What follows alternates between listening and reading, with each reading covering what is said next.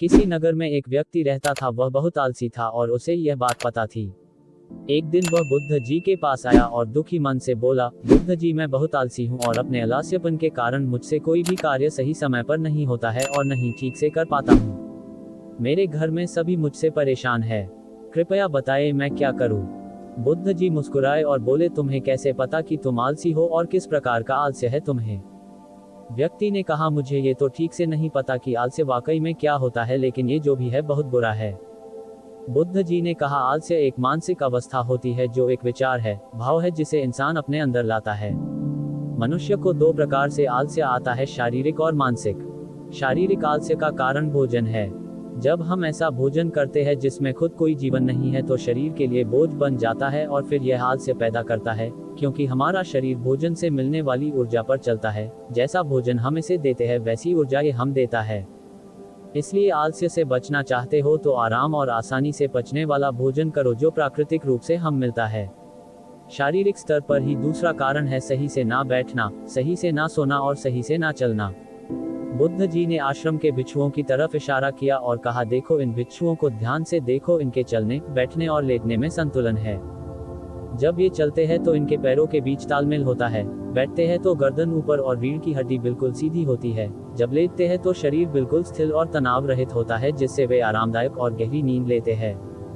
व्यक्ति बोला, क्या पर्याप्त नींद आवश्यक है? बुद्ध बोले, हाँ, ना कम ना अधिक। यदि रात को पर्याप्त नींद नहीं लेते हो तो कल का दिन आलस्य और थकान से भरा होगा। व्यक्ति ने कहा, आपने सच कहा, यह मैंने भी महसूस किया है। बुद्ध बोले, शारीरिक स्तर पर तीसरा कारण है सुबह जल्दी ना उठना।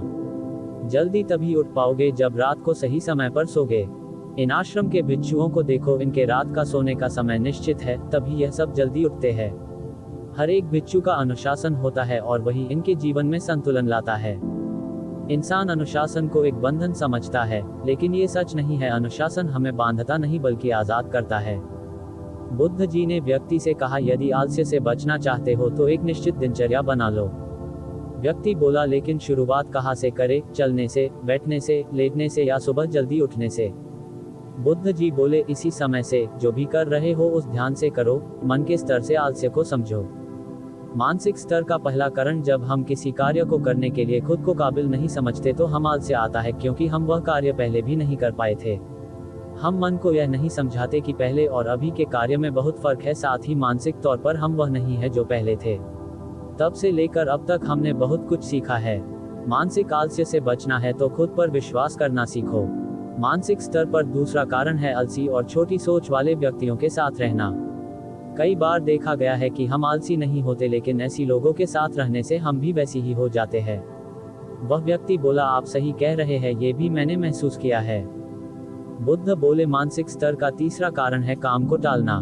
मानसिक तनाव का सबसे बड़ा कारण है, हमें पता नहीं चलता, लेकिन धीरे धीरे यह आदत हमारे अंदर घर कर जाती है और जिंदगी खराब कर सकती है।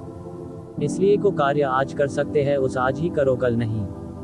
बुद्ध ने कहा, मानसिक आलस्य का चौथा कारण है लक्ष्य स्पष्ट ना होना। मान लो तुम एक रेगिस्तान में फंसे हो और तुम्हें प्यास लगी है तो क्या करोगे? वह व्यक्ति बोला, मैं पानी ढूंढने के लिए आसपास किसी गांव की तलाश करूंगा। बुद्ध बोले, यदि गांव नहीं मिला तो क्या करोगे? वह व्यक्ति बोला, तो भी मैं ढूंढने का प्रयास करूंगा, क्योंकि मेरे पास और कोई विकल्प नहीं। बुद्ध बोले, जब किसी के पास स्पष्ट लक्ष्य ना होना है, यदि सुबह उठकर व्यायाम नहीं कर पा रहे हो तो तुम्हारी नजर स्पष्ट नहीं है कि तुम्हें व्यायाम क्यों करना है। यदि तुम भविष्य में होने वाले रोगों के प्रति सचेत नहीं हो। मानसिक आलस्य का पांचवा कारण है किसी कार्य को करने की बड़ी वजह ना होना। मान लो तुम किसी सुनसान जगह से कीमती गहने लेकर जा रहे हो, तुम थक गए हो और बैठना चाहते हो, ये सोचकर तुम पेड़ के नीचे बैठ जाते हो। तुम देखते हो कि सामने से कोई डाकू आ रहा है, तो क्या ऐसे में भी तुम्हारा आलस्य तुम्हें भागने से रोकेगा? नहीं, तुम्हारा आलस्य सिर्फ उन्हीं कार्यों को करने से रोकता जिन्हें करने की बड़ी वजह नहीं होती है। बुद्ध ने कहा, मेरी बात ध्यान से सुनो, जहां स्पष्टता है और कार्य करने की बड़ी वजह, वह आलस्य हो ही नहीं सकता। वह व्यक्ति गौतम बुद्ध से बोला, मुझे आलस्य का सारा खेल समझ आ गया।